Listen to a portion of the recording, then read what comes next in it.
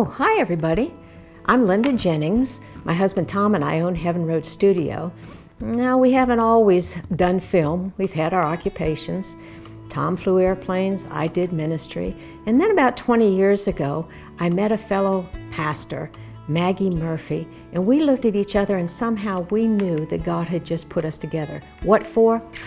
We didn't have a clue until 3 years later when I was doing my favorite activity, vacuuming, and all of a sudden a television set appeared in front of me and on it was written, Tea with Maggie and Linda. And I knew we were to have a talk show. Needless to say, we had nothing. We didn't have cameras, we didn't have any kind of equipment, we certainly didn't have any money, and we knew nothing. For me personally, the only thing I knew about film is if I had this little clicker thing in my hand, if I pointed it towards the television set, hit the right button, usually I'd get a TV show or a movie. That was it. But God was faithful. It only took 2 phone calls for me to meet a wonderful man named Ken Springer, who said, well, I have a camera, I have a little soundboard, and I have a room off my swimming pool that you can use as a little studio. How wonderful was that? Problem was, he forgot to mention that that little studio didn't have any air conditioning. As you can see from the picture, Maggie and I called this the summer of the stinky armpit. It was rough, but never despise small beginnings. When it was all said and done, we filmed for 10 years, filmed over 430 shows. We were on 4 regional Atlanta channels. We were in Texas, we were in California. We reached a lot of people. Now, towards the end of that, I was just kind of thinking about how pitiful it was at what Christians were watching as far as television and movies. And all of a sudden, one morning, I opened up my computer and there was this headline that said there were over 250,000 porno sites on the internet. Now, a law enforcement recently told me that today there are millions. But at that moment, the Spirit of the living God spoke to me and he said, where are my people? I've given them the mind of my son. They're the most creative people on the planet. Where are my people?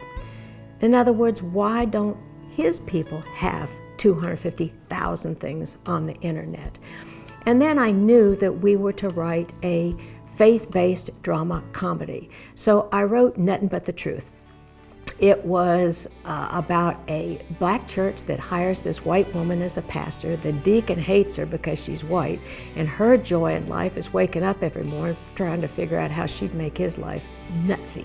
We had a ball filming it. And when it was all said and done, we filmed 20 30-minute episodes. And yes, we were on YouTube, but we were also picked up by 2 networks and 3 streaming services. These were platforms that did faith-based, but they just didn't have any money to pay for content. And we just gave it to them, and it was our privilege to do so. Now, we ended up, we had to stop filming when COVID hit. And then after COVID, I wrote 3 Old Biddies, which of course is sort of a faith-based Golden Girls, and it was our joy last year to win the Audience Favorite Award at the 24 168 Film Festival. Now, I want to leave you with 2 things. One, I want to make sure that you never feel embarrassed to put anything scripted on YouTube. Don't let anybody make you feel lesser than, and they will try, but you're not lesser than. What you are is a servant. Why? Because you're willing to go where the people are. You're willing to go where the tens of thousands, even the millions are, knowing that you're not going to get any accolades, knowing that you're probably not going to get any money. But I got this thing figured out. If it was good enough for the Son of the living God to be a servant, it ought to be good enough for you and me. Finally, I want to address pastors, specifically about youth. Pastors, you know that youth today are all about digital, anything digital, including film. In addition to that, they have stories to tell, stories that you and I don't understand. But if we can get them to tell their stories and put them in a 8, 10, 12-minute short and have a redemptive ending to it, you could pump those things in juvie facilities all day long. Other ministries would want to show them. Youth camps would want to show them. And by the way, we were able to get nothing but the truth in jail, prison, and transitional housing. So corrections are more than willing to receive and show these types of films.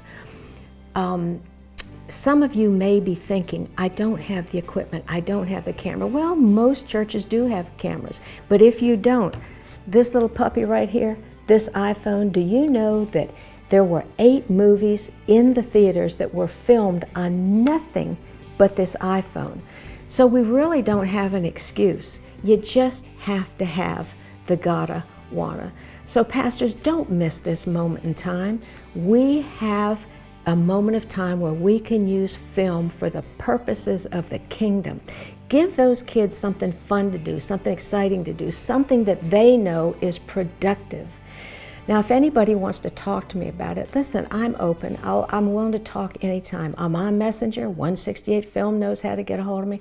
I might even treat you to lunch. So think about it. Let's use youth and film for the purposes of ministry and to make a difference in the kingdom of God. I hope I hear from you.